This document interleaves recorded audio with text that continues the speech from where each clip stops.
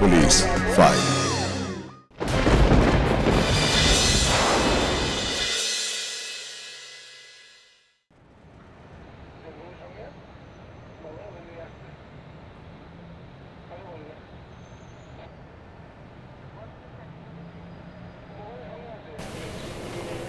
Sir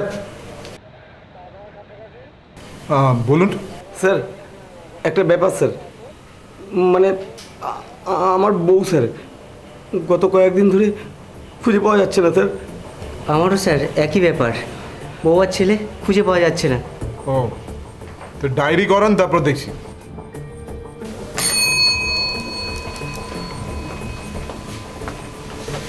বলুন sir. হ্যাঁ সামন্ত, ওনাদের কমপ্লেনটা নাও আর ডিটেলসটা শুনে নাও। চলুন এখানে চলুন। স্যার স্যার আমার বউকে খুঁজে দিন না স্যার, কোথাও কোনো খোঁজ পাচ্ছি না স্যার। বললাম তো আপনারা ওনার সাথে যান, অভিযোগটা লেখান, তারপর দেখছি। সামন্ত নিয়ে যাও না। চল না দাদা, আগে কি ওনার কাছে ডায়েরিটা লেখাই, তারপর না হয়। এক মিনিট বসুন তো।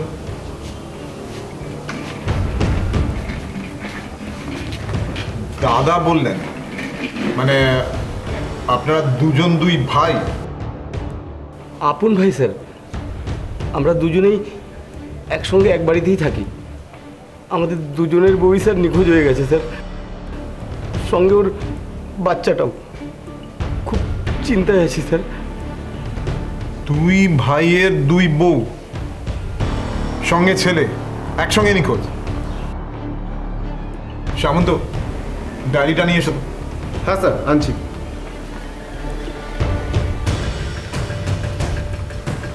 হ্যাঁ এবার বলুন, একদম শুরু থেকে বলবেন ডিটেলসে। হ্যাঁ, হাওড়ার বালি এলাকার নিশ্চিন্দা থানার ঘটনা। রাজীব ও বিকাশ, এই দুই ভাইয়ের দুই বউ মিলি ও জয়া, এবং জয়ার 7 বছরের ছেলে নিখোঁজ হয়ে যায়। জানা যায় যে তারা কিছু কেনাকাটা করতে বেরিয়ে আর ফিরে আসেনি। কোথায় যেতে পারে বলে আপনাদের মনে হয়? মানে কোনো আন্দাজ আছে? যাবে আর কোথায় স্যার, ওদের বাপের বাড়িতেও খোঁজ নিয়েছি, নেই। বন্ধু বান্ধবও তো তেমন কেউ নেই, আর অন্য আত্মীয়দের বাড়িতেও। কোনো ঝগড়াঝাটি হয়েছিল আপনাদের সাথে বা বাড়ির অন্য কারুর সাথে? না তো স্যার, এমনিতে আমাদের ঝগড়া টগড়া তেমন হয় না স্যার। ওই সংসারে থাকতে গেলে একটু টুকটাক যা আর কি, কিন্তু স্যার ইদানিংকালে তো সেটাও হয়নি। আপনারা কি করেন? আমরা একটা অনলাইন ডেলিভারি কোম্পানিতে কাজ করি স্যার। আমি ডেলিভারি ডিপার্টমেন্টে, আর ও হিসাব টিসাব দেখে। ও আচ্ছা, ঠিক আছে। আপনাদের স্ত্রীদের ব্যাপারে বলুন। কি বলবো স্যার, বুঝতে পারছি না। এত বছর বিয়ে হয়েছে কিন্তু কোনো গণ্ডগোল সেসব তো কিছু নেই স্যার। বিকাশের একটা 7 বছরের ছেলে আছে, আমাদের যদিও কোনো সন্তান নেই, কিন্তু স্যার সেই নিয়ে আমাদের মধ্যে কখনো কোনো ঝামেলা ঝঞ্ঝাট কিচ্ছু হয়নি। মোটের উপর ভালোই ছিলাম স্যার। আমরা খুব অভাবের মধ্যে বড় হয়েছি স্যার, আমাদের বিয়ের সময় খুব অভাব ছিল, বরং এখন আমাদের অবস্থা একটু উন্নতির দিকে স্যার। যে একটু ভালো সময়ের মুখ দেখতে চলেছি, আর তার মধ্যেই সেদিন সকালে যখন আমরা কাজে বেরোচ্ছিলাম স্যার,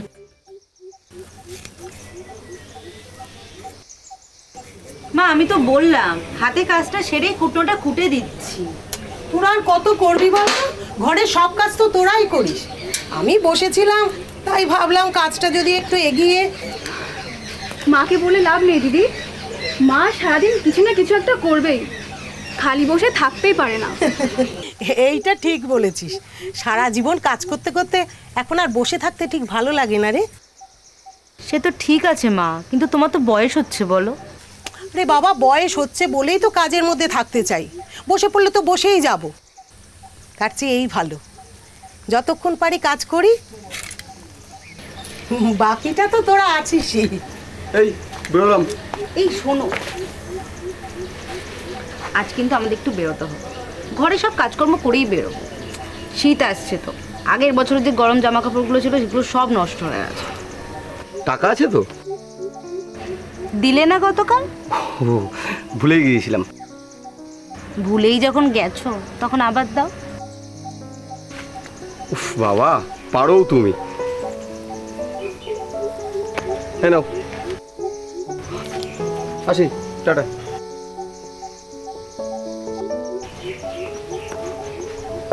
ম্যানেজ করতে পারলে না দাদার কাছ থেকে? পারলাম তো। দিদি তো তাও পেরেছে, আমি তো।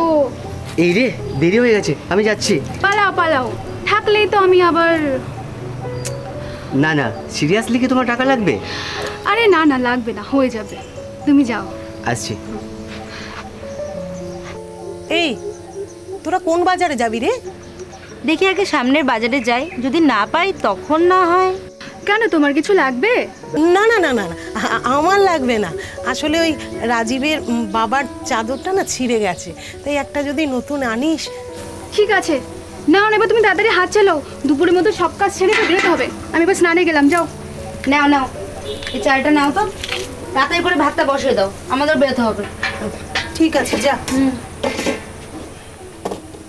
12টা 12:15 হবে, ওই টাইমে বেরিয়েছে। তা সন্ধ্যের মধ্যে 6টার মধ্যেও ফিরলো না, 6টার মধ্যেও ফিরলো না। তারপরে আমি ছেলেরা এলো, বললাম এখনও ফিরলো না। তা ওরা সেই করেই দৌড়িয়েছে, ও খুঁজছে, কোথাও হচ্ছে না। সব হাওড়া ফাওড়া সব খোঁজা হয়ে গেছে, লাইনের ধার ফার যদি কোথাও অ্যাক্সিডেন্ট হয় বা হয়, ওসব কিচ্ছু কোথাও কিছু হলো না।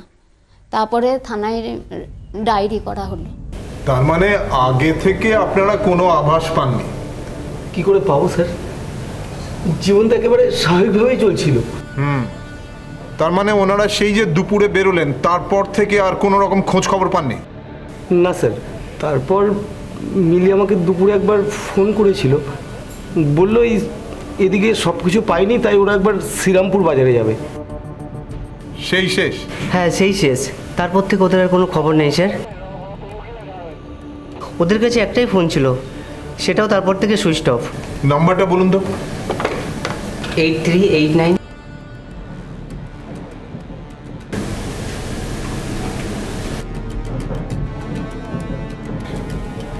এখনো তো সুইচ অফ বলছে। এনিওয়ে সামন্ত, তুমি এই নাম্বারটা ট্র্যাক করার ব্যবস্থা করো, আর এই নাম্বারটা অন হলেই যেন আমরা জানতে পারি। আচ্ছা রাজীববাবু, আপনারা হাসপাতালগুলোতে খোঁজ করেছিলেন? হাসপাতাল? কেন স্যার, হাসপাতালে কি? না, ঘাবড়াবেন না, এটা একটা রুটিন ব্যবস্থা। এনিওয়ে আমরা দেখে নিচ্ছি। আমরা তো কিছুই বুঝতে পারছি না স্যার, ওদের কি হলো?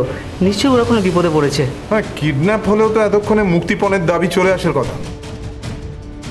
কখনো কখনো কিডন্যাপাররা আত্মীয়দের উপর মানসিক চাপ তৈরি করতে বা নিজেদের একটু গুছিয়ে নেওয়ার জন্য অপেক্ষা করে কটা দিন। হ্যাঁ সেটা ঠিকই, কিন্তু এটাও ভাবো সামন্ত, যে কিডন্যাপ করার পরে কিডন্যাপাররা যতদিন ওদের ধরে রাখবে তত কিন্তু তাদের নিজেদের রিস্ক আরও বেড়ে যাবে। এসব কি বলছেন স্যার? আমাদের কাছে তো তেমন কোনো ফোন আসেনি, আর আমাদের অবস্থা এতটাও ভালো না যে কেউ কিডন্যাপ করে মুক্তিপণ চাইতে পারে। স্যার স্যার ওদেরকে কে কিডন্যাপ করবে আর কেনই বা করবে? না না, শান্ত হন রাজীববাবু, এটা জাস্ট আমরা কয়েকটা সম্ভাবনার কথা আলোচনা করছি মাত্র, ঠিক আছে? আমার ওয়াইফের আত্মীয়, তারপর আমার দাদার শ্বশুরবাড়ির লোকজন সবার সঙ্গে যোগাযোগ করছি, কোথাও ওরা নেই।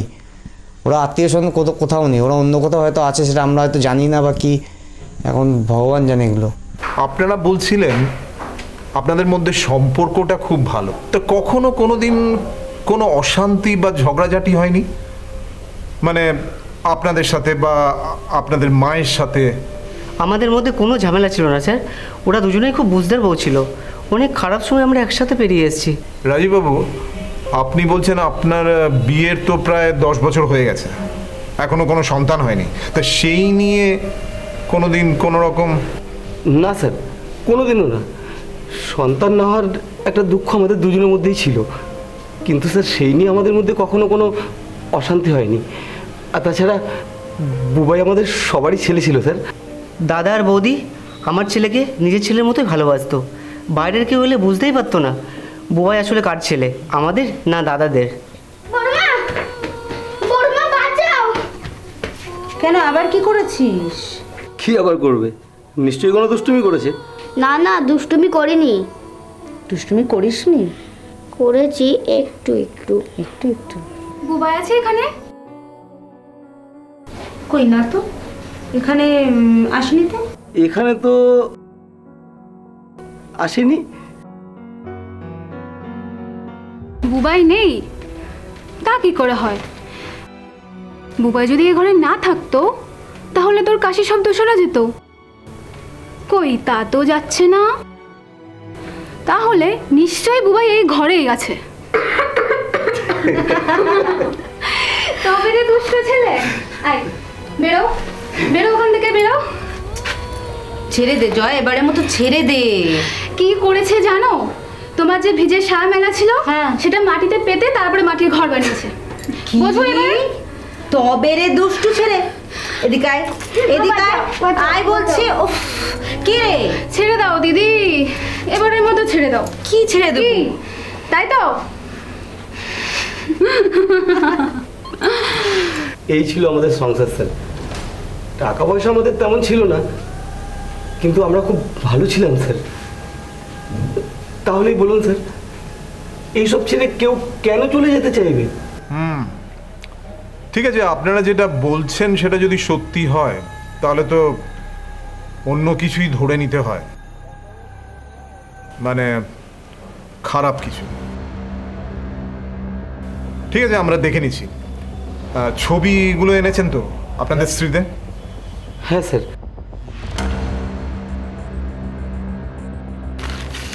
এই যে স্যার। হ্যাঁ, এই ছবিগুলো আমাদের কাছে থাক, আপনারা বাড়ি যান। কোনো খবর হলে আপনাদের নিশ্চয়ই আমরা জানাবো। আর আপনারা যদি ইন দ্য মিন টাইম কোনো ফোন কল বা খবর পান, আমাদের কিন্তু সঙ্গে সঙ্গে জানাবেন।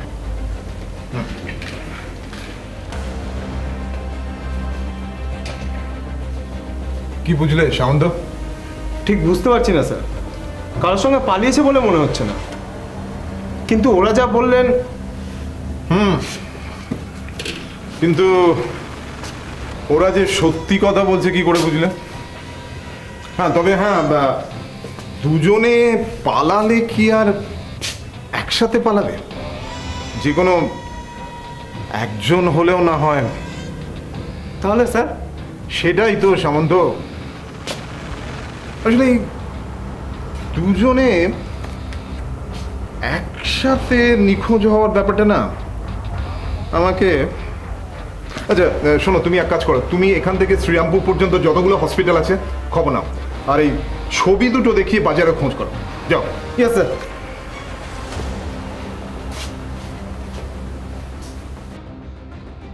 অনেক দূর চিন্তায় রয়েছি। এখন তো চারিধারে অনেক সমস্যা আছে। অল্প বয়সী মেয়ে, আমার নাতিটা ছোট। আরে কোথায় যে গেল মেয়ে দুটো? আমার নাতিটাও তো আমার ওর সাথে আছে। আরে গেলাম তো পুলিশের কাছে, ওরাও তো। আরে ওরা তো খোঁজখবর না করে কিছু বলতে পারবে না, এটা তো ম্যাজিক না। আরে ম্যাজিকের মতো তো উদা হয়ে গেল দাদা। আমি তো আগেই বলেছিলাম, তোরা যদি তখন নিজেদের। তুমি চুপ করো তো, চুপ করো। আমরা কি করতাম? হ্যাঁ, কিছু করার ছিল আমাদের? তুমি কি করে জানলে যে সেই জন্যই? তাও দুজন একসঙ্গে, সঙ্গে সঙ্গে আমাদের ছেলেটা গড়িয়ে গেছে। ওদের খারাপ কিছু হয়নি তো? তাহলে কিন্তু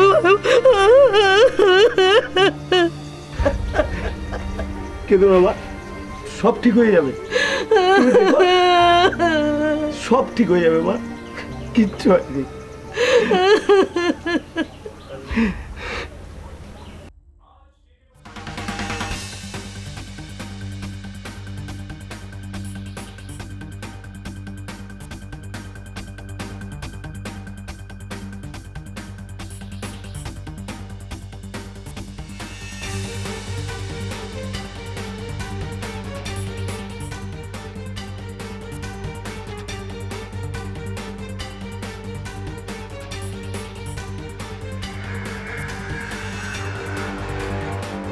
স্যার।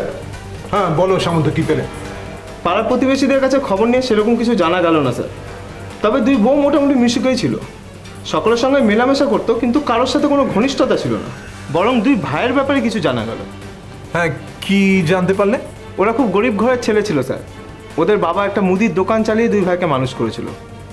কয়েক বছর আগে পর্যন্ত ওরা যথেষ্ট অভাবের মধ্যেই ছিল। এখন দুজনেই দুটো মাঝারি চাকরি পাওয়ায় অবস্থা একটু ফিরেছে। আরেকটা। এক মিনিট, তার মানে বিকাশ আর রাজীবের যখন বিয়ে হয়েছিল তখন ওদের অবস্থা ভালো ছিল না? না স্যার, দুই বউ গরিব ঘরে এসেছিল, সুতরাং ওরা অভাব দেখেছে। এখনই বরং অবস্থার একটু উন্নতি হতে শুরু করেছে। কতখানি উন্নতি? খুব সামান্য স্যার। এখন ওরা মোটামুটি খেতে পড়তে পারছে। আর মাস ছয়েক আগে বাড়ির কিছু কাজ করিয়েছে, ওই খড়ের চাল ছিল ওটা পাকা করিয়েছে, আর একটু একটু দেয়াল টেয়াল। আর যে নাম্বারটা আমি তোমাকে দিয়েছিলাম? হ্যাঁ স্যার, নম্বরটা তো বন্ধই আছে, তবে আমি এই কল লিস্টটা বার করেছি। এই যখন দাগ দেওয়া আছে, এই নম্বরটা থেকে মিলিকে অনেকবার ফোন করেছে, আর মিলিও এই নম্বরে অনেকবার যোগাযোগ করেছে। এই একটি নম্বরের সঙ্গে মিলির প্রচুর কথা হয়েছে স্যার। এই নম্বরটা কার? নম্বরটা রেজিস্টার আছে রবি দাসের নামে। গুড জব সামন্ত। তাহলে আর কি, নিয়ে এসো এই রবি দাসকে। এখানে একটা সমস্যা আছে স্যার, এই নম্বরটা যে ঠিকানা রেজিস্টার আছে সেটা এখানকার নয়, মুর্শিদাবাদ। হোয়াট? কি বলে মুর্শিদাবাদ? হ্যাঁ স্যার, মুর্শিদাবাদের সুতিগ্রাম। সামন্ত, আমাদের এক্ষুনি বেরোতে হবে, ওই রাজীব বাবুদের সাথে গিয়ে দেখা করতে হবে। দেখতে হবে ওরা এই রবি দাসকে চেনেন কিনা, না চিনলে বিপদ আছে। কেন স্যার, ঠিক বুঝলাম না। ওহো সামন্ত, মাঝে মাঝে যে তোমার কি হয়। আরে এই মুর্শিদাবাদ হচ্ছে বাংলা থেকে নারী পাচারের একটা করিডোর, সেটাও কি ভুলে গেছো? নারী পাচার? তার মানে? মনে হচ্ছে কেসটা একটা নতুন মাত্রা পেল। সামন্ত, আমাদের তাড়াতাড়ি যেতে হবে। রবি দাস, রবি দাস, না না, এই নামে তো কাউকে। কিরে বিকাশ? না, আমিও তো চিনি না। মনে করার চেষ্টা করুন, ভালো করে ভাবুন। রবি দাস মুর্শিদাবাদের সুতিগ্রামে থাকে। আপনার স্ত্রীর সাথে গত 6 মাস ধরে প্রচুর কথা হয়েছে। সত্যি বলছি স্যার, এই রবি দাস নামে আমরা কাউকে চিনি না, আর মুর্শিদাবাদের কাউকে আমরা চিনিই না স্যার। 1 মিনিট দাদা। স্যার, আপনি বললেন তো গত 6 মাস ধরে কথা বলছে? হ্যাঁ, প্রায় 6 মাস। দাদা, তোমার মনে পড়ছে না ওই যে 2টো মিস্ত্রি এসেছিল 6 মাস আগে আমাদের টালি চালটা পাকা করতে? ওদের পান্ডাটার নাম রবি ছিল না? হ্যাঁ, রবি। রবি আসলে রবি দাস কিনা সেটা জানি না স্যার, তবে খুব ভালো মিস্ত্রি ছিল, খুব হাসি খুশিও ছিল স্যার। কিন্তু ওর সাথে মিলির গত কয়েক মাস ধরে নিয়মিত কথা হয় ওর সাথে। আচ্ছা, এই রবি দাস কি একবারই কাজ করেছিল? হ্যাঁ, তারপরে তো আর কোনো কাজ হয়নি স্যার, ওই কয়েকদিনের কাজ ছিল মাত্র। কি বলছেন স্যার? আমাদের বউরা ওই রবির সঙ্গে? দুজনেই একজনের সঙ্গে? তা কি করে সম্ভব?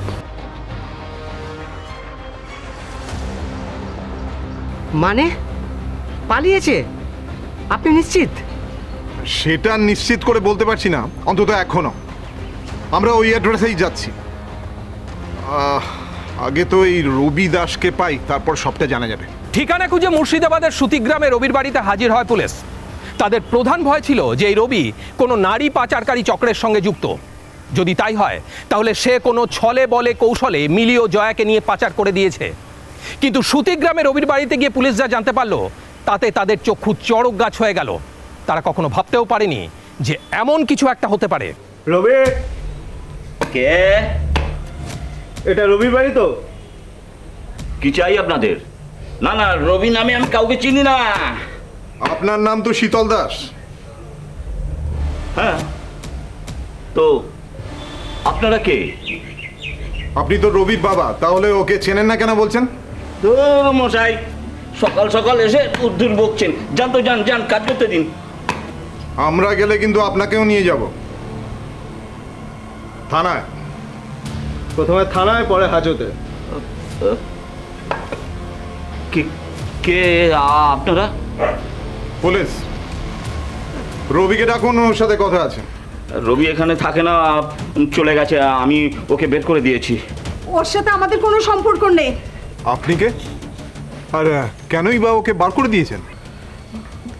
আমি ওর মা, আর বার করবো নাই বা কেন? ওরা যা করেছে তারপরে কি আর ওদের বাড়িতে রাখা যায়? একটু পরিষ্কার করে বলুন তো। ও আর ওর বন্ধু সমু কলকাতায় কাজ করত। কয়েকদিন আগে হঠাৎ করে না জানিয়ে এখানে এসে হাজির, সঙ্গে একটা বউ, বলে কিনা বিয়ে করবে। একজন? মানে একজন ছিল?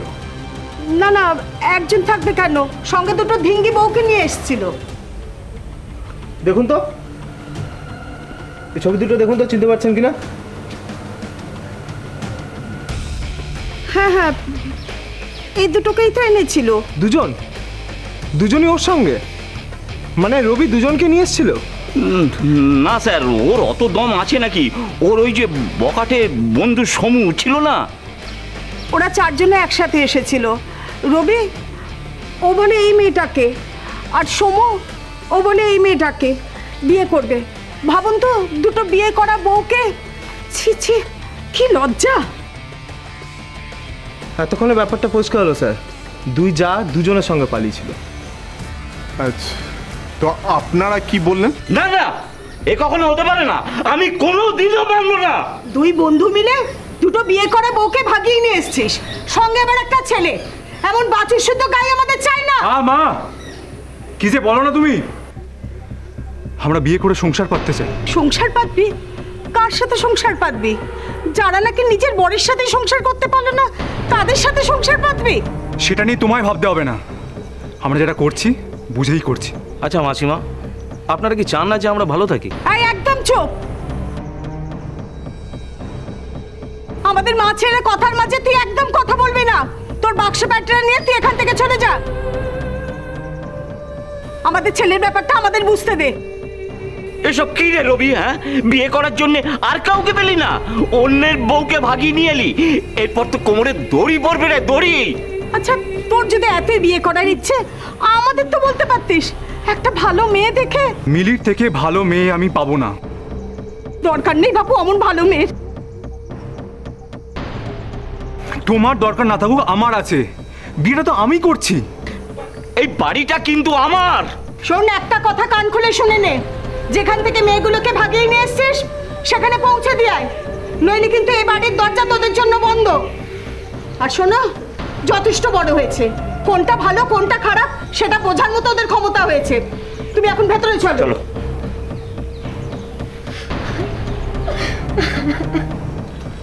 মিলি, প্লিজ কেঁদো না, প্লিজ। মায়ের কথা অত ধরো না, আমি তো আছি। আরে ওরা তো একটু পুরনো দিনের মানুষ, আমাদের ব্যাপার না, ওরা ঠিক বুঝবে না।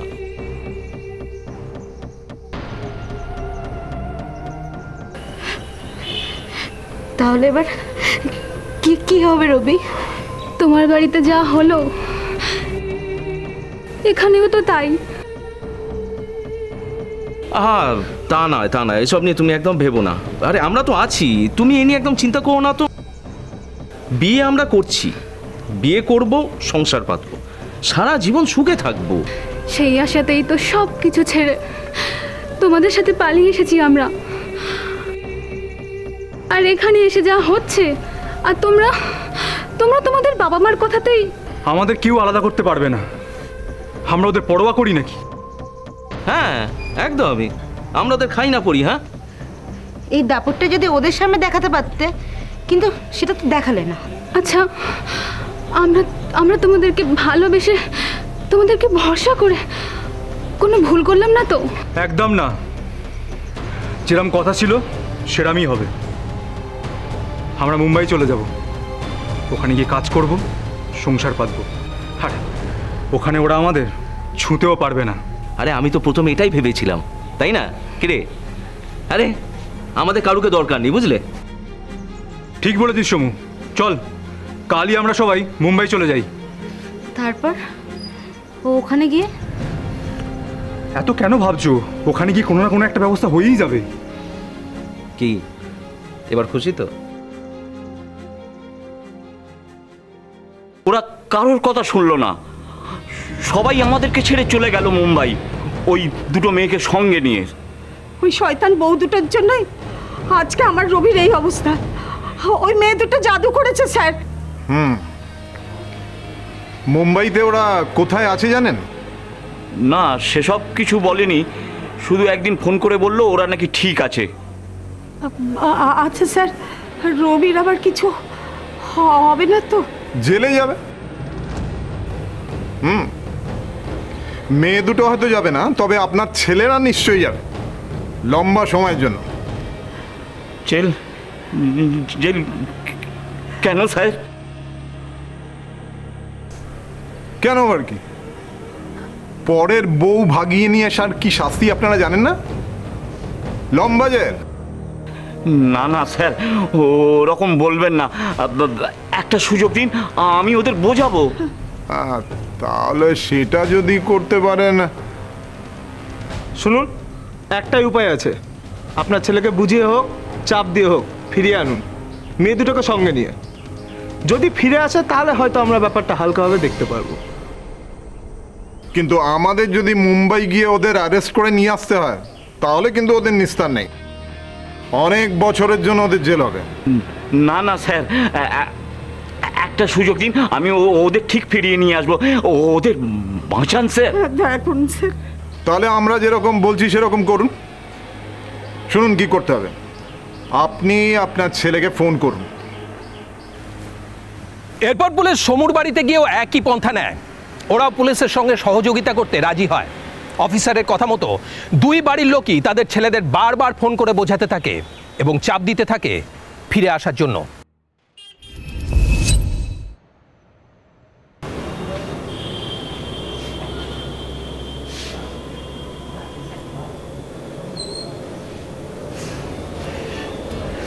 কি ব্যাপার, বাবুর মুড মনে হচ্ছে অন্যরকম লাগছে। আর হবে না, এই প্রথমবার আমরা একসঙ্গে, প্রথমবার তোমাকে এমন করে পেলাম।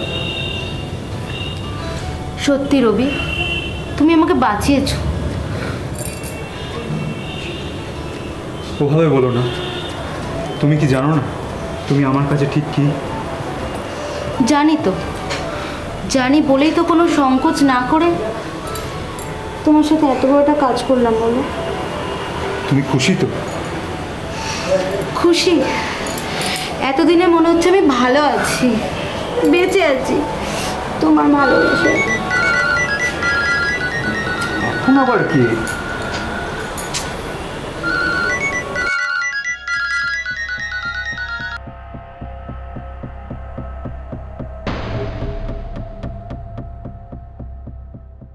বুবাই, আয় বুবাই, কোথায় গেলি?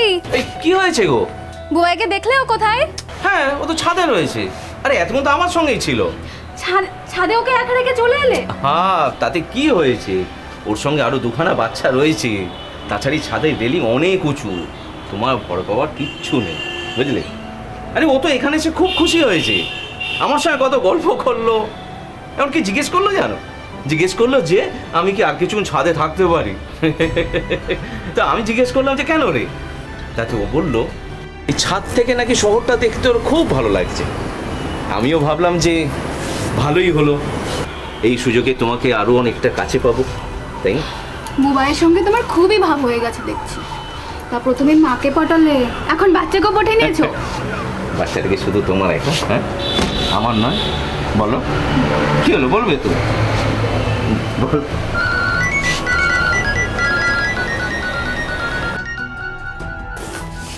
ধরে নাও না, না হলে মাথা খাবে এই সময়। কেঁদে আর কি করবে বলো? কেঁদে কেঁদে এই নিজেদের শরীরটা খারাপ হয়ে যাবে। এই দিনটা দেখার জন্য কি ভগবান আমাদের বাঁচিয়ে রেখেছে। হ্যাঁ গো, রবি কি আর কোনোদিনও ফিরবে না? শোনো না, রবিকে একবার তুমি ফোন করে দেখো না। দেখো দেখো, যদি তোমার সাথে কথা বলে, একবার দেখো তুমি।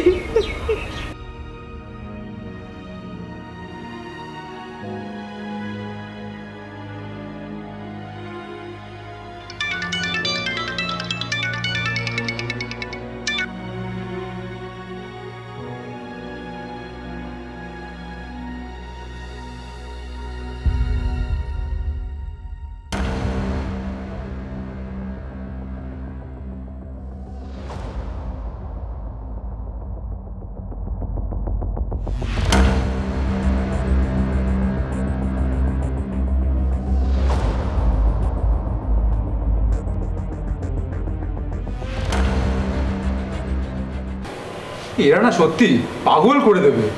আরে এখন ফোন আসলে তো আমি আটকে উঠে পর্যন্ত। তাহলে ফোন না ধরলেই হয়। হ্যাঁ, চাপ দেওয়া থেকে কান্নাকাটি এই সময় তো করছে। এতই যখন দরদ তাহলে ওরকম ব্যবহার করেছিল কেন আমাদের সাথে? আসলে ওরা বোধহয় ভাবতে পারেনি যে আমরা সত্যি সত্যি এখানে চলে আসবো। হ্যাঁ, আসবোই তো। আমাদেরকে আলাদা করার চেষ্টা করবে আর আমরা সেটা মেনে নেব না, প্রশ্নই ওঠে না। তবে একটা ব্যাপার কি বুঝলি, আমাদের হাতে কিন্তু সেরকম টাকা পয়সা নেই, আর এখানে এসে কোনো কাজকর্মও পাইনি। যেটুকু টাকা আছে সেটা ফুরোতে কিন্তু বেশি সময় লাগবে না। তাহলে কি করবে এখন? আরে আমার বাড়ির লোক তো বললো যে ফিরে গেলে তোমায় মেনে নেবে। হ্যাঁ, আমাকেও তাই বলছে। তাই ভাবছিলাম মাথা নিচু করে ফিরে যাবে। না, একটা কথা ভাবো, মাথা নিচু করে তো ফিরছি না, ওরা আমাদেরকে মেনে নিচ্ছে তাই ফিরছি। আর একবার ওখানে ফিরে কিছু টাকা পয়সার ব্যবস্থা করে নিই, তারপর যদি কিছু এদিক ওদিক হয় তো আবার ফিরে আসবো। মিলি, তুমি কি বলো? আচ্ছা চলো ফিরেই যাই, কিন্তু আবার যদি আগের মতো ব্যবহার করে আমাদের সাথে তাহলে কি হবে বলো তো? না না, সে নিয়ে তুমি চিন্তা করো না। আমি থাকতে কখনো তোমার কোনো অসম্মান হবে না, আমি কথা দিলাম। সবকিছু পুলিশের প্ল্যান মাফিকই হলো। কথা অনুযায়ী ওরা মুম্বাই থেকে ট্রেনে করে এসে আসানসোলে নামলো। পরিবারের কাছ থেকে খবর পেয়ে পুলিশ তৈরিই ছিল। নামতেই পুলিশ ওদের ঘিরে ফেলে এবং থানায় নিয়ে যায়।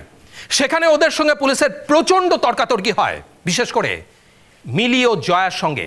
কি কারণে আমাদের এখানে ধরে নিয়ে আসলেন? কেন নিয়ে আসেন আমাদের এখানে?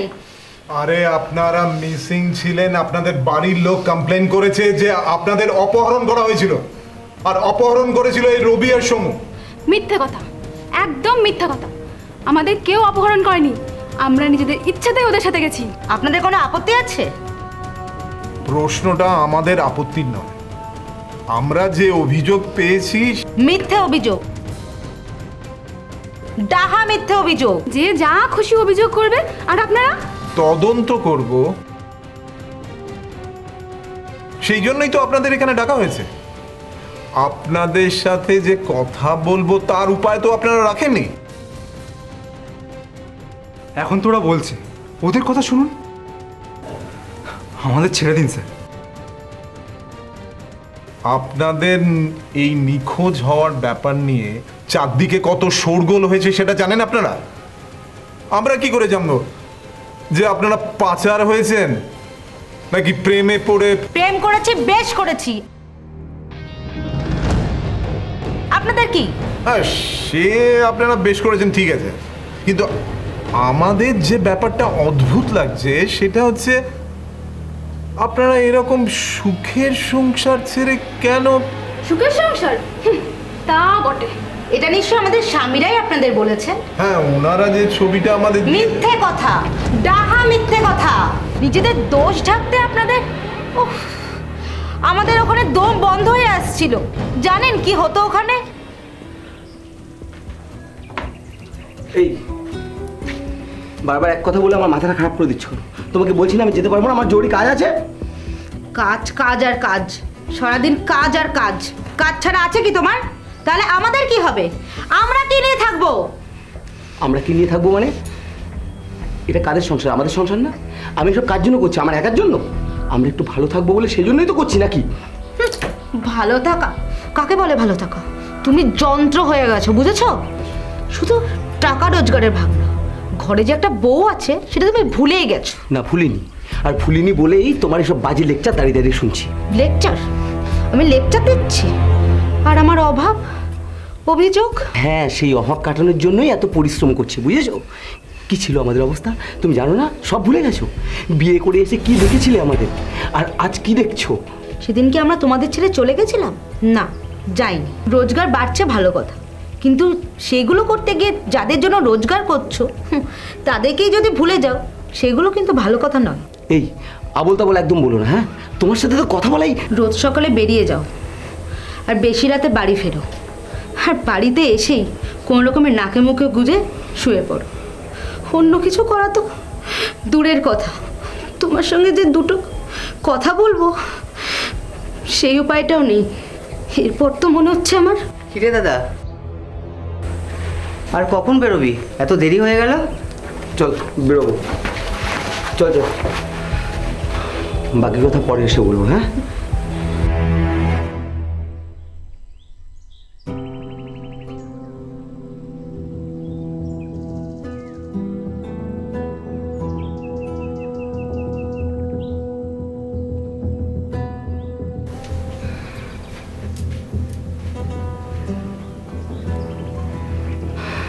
সত্যি দিদি, আর পারা যাচ্ছে না।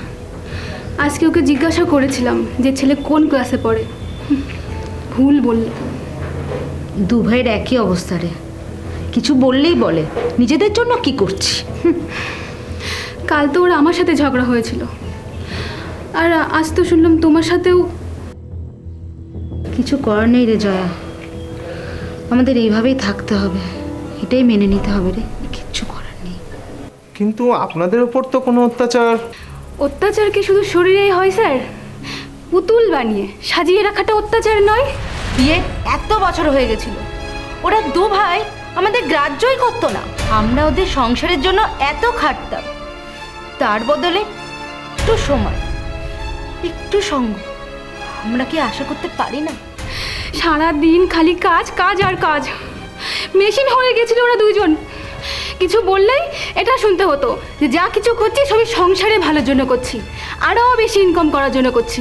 কিন্তু টাকা পয়সা তো অত্যন্ত জরুরি জিনিস।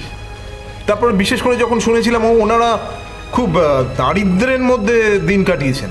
সেটা আমাদের জিজ্ঞাসা করছে? বিয়ের প্রথম থেকে ওরা কত টাকা রোজগার করত, তখনও তো আমরা ওদের সঙ্গেই ছিলাম। আমরা অভাবও দেখেছি ওদের, তাও আমরা ছিলাম। কিন্তু গত কয়েক বছর ধরে ওরা মানুষ ছিল না, টাকা ইনকাম করার যন্ত্র হয়ে গেছিল, যন্ত্র। যাকে অত কথার কাজ কি? আমরা সাবালিকা, আমরা নিজেদের ইচ্ছাতেই রবি সময়ের সঙ্গে বন্ধুত্ব করেছি। আচ্ছা একটা কথা বলুন তো, আপনাদের মধ্যে বন্ধুত্বের সূত্রপাত কিভাবে হয়েছিল? কাজের ফাঁকে আমাদের কথাবার্তা হতো। যেদিন আমাদের বাড়ি ওদের কাজ শেষ হয়ে যায় তখন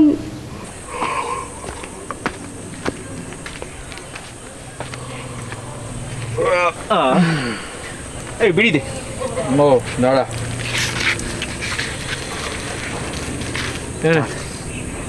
আগুনটা দে।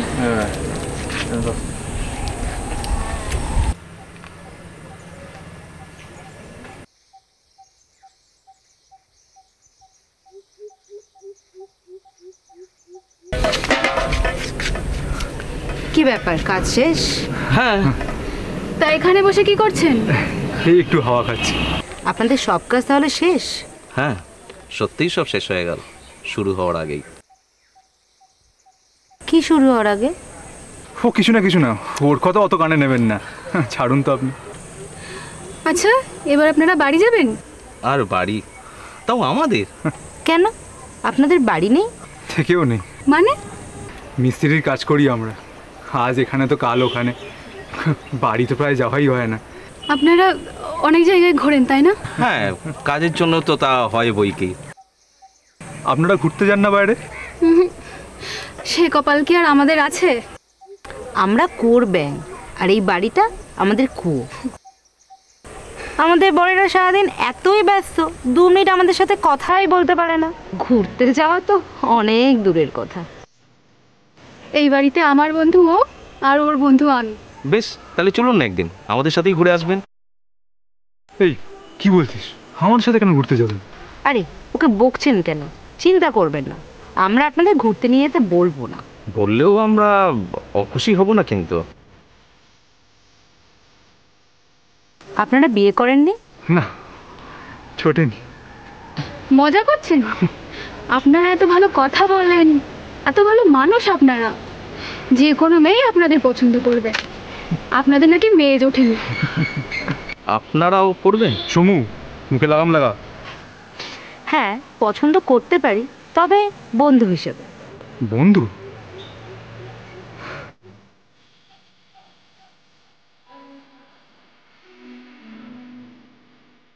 আমরা শুধু ওদের ভালোবেসেছি স্যার, আমরা কোনো অপরাধ করিনি।